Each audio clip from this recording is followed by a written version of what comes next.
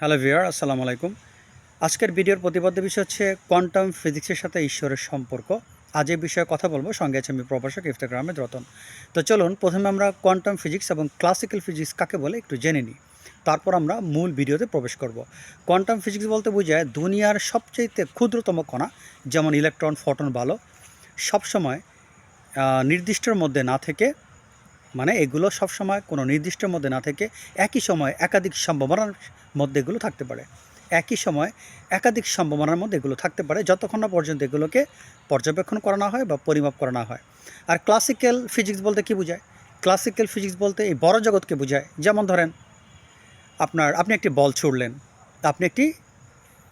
ছুড়লেন, tennis বলই ধরেন ছুড়লেন, এটি একটি নির্দিষ্ট গতিতে নির্দিষ্ট জায়গায় পৌঁছাবে।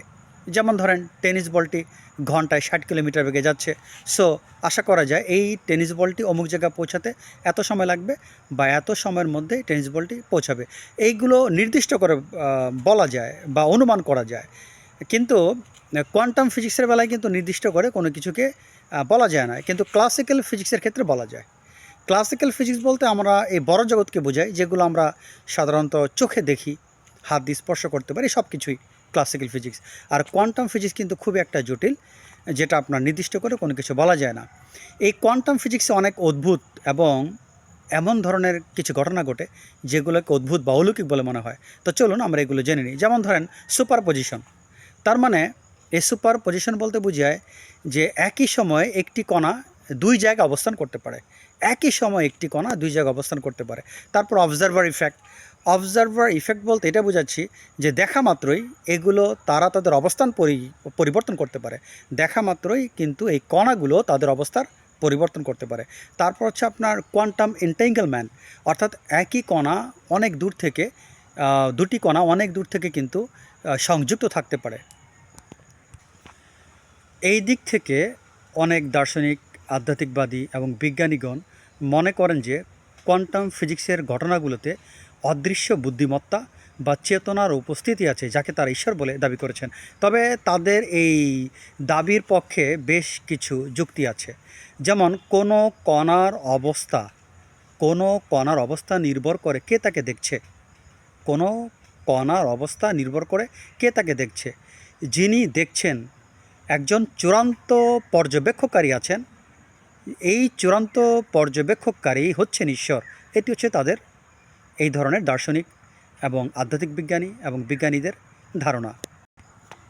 তারা আরও যুক্তি প্রদর্শন করেন যে মস্তিষ্কের নিউরনে, আমাদের যে মস্তিষ্ক আছে তার নিউরনে কিন্তু কোয়ান্টাম প্রসেস ঘটে যা চেতনা সৃষ্টি করে। তাদের মতে এই চেতনা ঈশ্বরের চেতনারই অংশ। আমরা জানি কোয়ান্টাম ফিজিক্সে দূর থেকে দুটি কণা পরস্পরকে সংযুক্ত করতে পারে। কোয়ান্টাম ফিজিক্সের এই ধারণাটি কিন্তু আধ্যাত্মিকতার একটি অমূল্য বাণী আছে। সেই বাণীটি হলো সব কিছু এক ও অভিন্ন চেতনারই অংশ। সব কিছু এক ও অভিন্ন চেতনারই অংশ।